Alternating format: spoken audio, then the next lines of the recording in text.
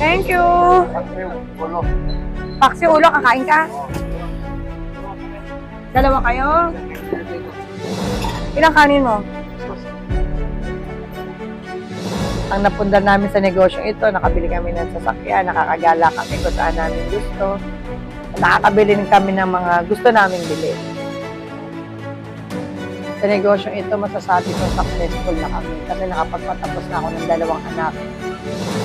Na isang seaman at isang HRM. Pero may isa pa akong anak na nag-aaral. 3rd year college siya ng BSU, Financial Management. Pero dito din kami kumukuha ng pang-araw-araw namin. Pagkain, panggastos, bayad sa mga bills, nakukuha naman namin dito. Kaya masasabi ko successful na kami.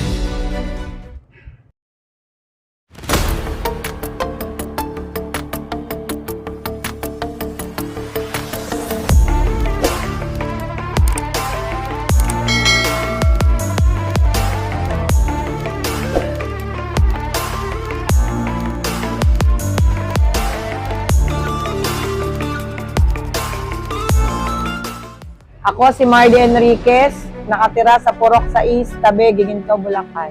Ako si Johnny Enriquez, asawa ni Mardy, yung magandang babae dito. Ako ang tagapagluto, kumikero. Kaya kami nagpasyang magtayo ng business dahil hindi sapat yung kita ng mister ko. Nagtayo kami ng karinderya. Dati ang kasama ko dito yung hipag ko. Namatay na siya, kaya nag-resign yung mister ko sa Victory. Conductor siya doon. Naka-10 taon din naman siyang magtrabaho. Tapos yun, nagtayo na kami ng business. Yun, dire-diretso. Naka 23 years na kami dito. Nagkasakit siya ng asthma, bronco. Marami yung conflict eh. Hanggang sa, ito, nagpasya na kami ng karinderya. Mister ko, siya nagpasya magtayo kami ng karinderya. Nagsimula kaming maglugaw, mga mata, utak ng baka. Maganda naman ang kita. Kaya lang, napagpasya ng mister ko, sabi niya, ulam na lang ang tinda namin. Kasi medyo malaki-laki daw ang kita sa pagtitinda ng ulam. Kaya ang sabi niya, tigil na muna namin pagtinda ng lugaw. Kasi 2 lang kami nagtitinda nun dati. Tapos may nag-aaral pa ako. May 2 bata pa kami.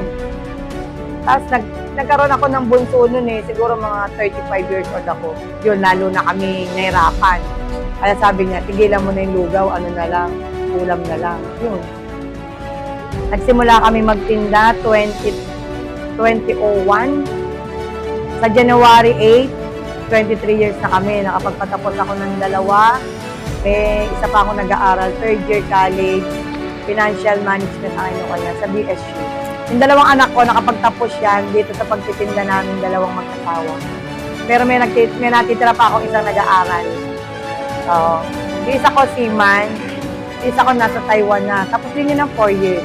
About food ang kinuha niya. Nung nagsisimula kami, ang puhunan lang namin ay 2,000. Yan, sa pinaikot namin, lumago hanggang ngayon. Ito, kaya ito yung napili namin business dahil yung mister ko, mahilig siya magluto, ako naman mahilig kumain. Kaya sa araw-araw, ito yung trabaho namin. Kaya full support lang ako sa kanya. Sa araw-araw namin niluluto, may 14 kaming putahe. Ang specialty namin ay sisig, papaitan, prito, lempo. Ang masasabi ko sa aming pagkain, siguro masarap kasi binabalikan nila araw-araw. Yung mga customer namin, yun at yun din. Yung iba naman, naliligaw naman. Ang presyo namin sa ulam, sa gulay, 45. Pagka naman isda, katulad ng paksiw, ulo, 65. Sa gilid, 40. Pagka nilagang baka, 75. Pagpapaitan namin, 70. Sisig namin, 70. Pag mga adobong manok, 65. Adobong baboy, 70. Pero liempo na part. Yung kinikita namin sa araw-araw, naabot kami ng 7. Depende sa dami ng tao. Minsan, pagka naman mahina, mga 6 lang or 5. Pero hindi pa nakalabas doon yung mga ginastos namin. Pag nakalabas na yung, natanggal ko na yung mga nagastos ko, siguro kumikita kami ng 3,000 a day. Ang palagi namin ditong customer, mga tracking.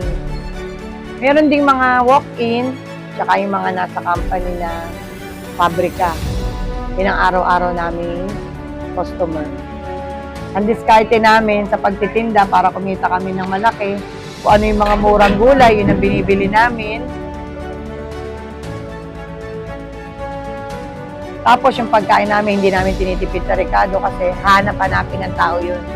Kaya yun ang binabalik-balikan nila sa amin. Ang challenge namin sa negosyo, kung gumising ka ng araw-araw ng alas 4 ng umaga. At magtatapos kami ng alas 3 ng hapon. Sa ganitong sistema naman, sanay na kami sa araw-araw gumising ng maaga. Kasi almost 23 years na kami nagtitinda. Ang challenge dito sa pagluluto rito, yung gumising ka ng maaga, kakain ka ng hindi sa oras, yun lagi ang nasa isip mo, yung mapakain yung mga tao na yung masarap ba? Sa negosyong ito, marami kaming natutunan kung paano makisama sa mga iba't ibang klase ng tao. Natuto din kami kung paano mag-handle at magpalago ng isang business at magpaikot-ikot ng sarili naming pera. Na gusto magtayo ng ganitong negosyo, kailangan nyo ang sipag at tiyaga, may tiwala, at kailangan mahal nyo yung trabaho nyo. Kailangan sa negosyong ito, may tiwala ka sa taas. Minsan may ups and downs, may trial and error. Kailangan, kung gusto mo talagang makamit ang goal mo, sipag at tiyaga.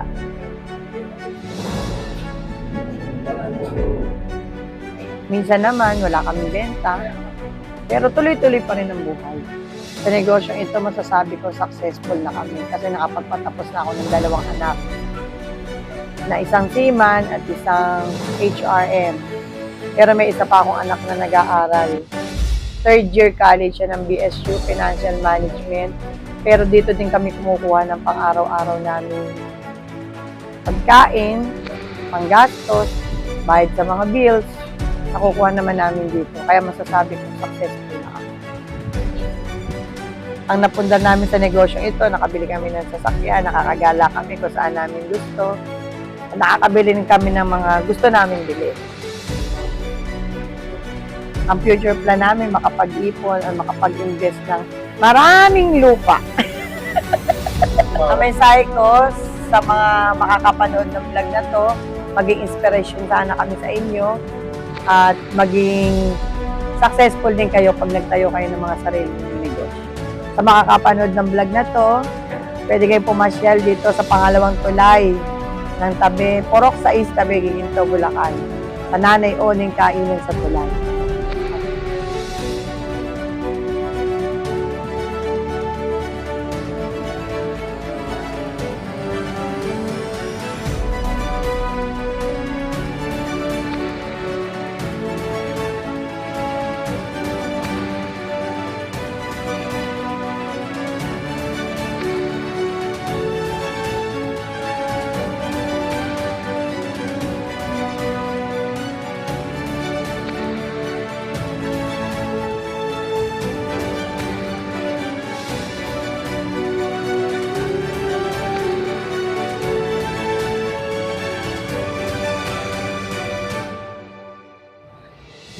Kaya Nanay Oning ang pinangalan ko sa kainan namin, in general kasi, ibig sabihin, kahit sino ang tumawag, sino tumingin, kainan ng lahat, kainan, ibig sabihin, lahat, para sa lahat.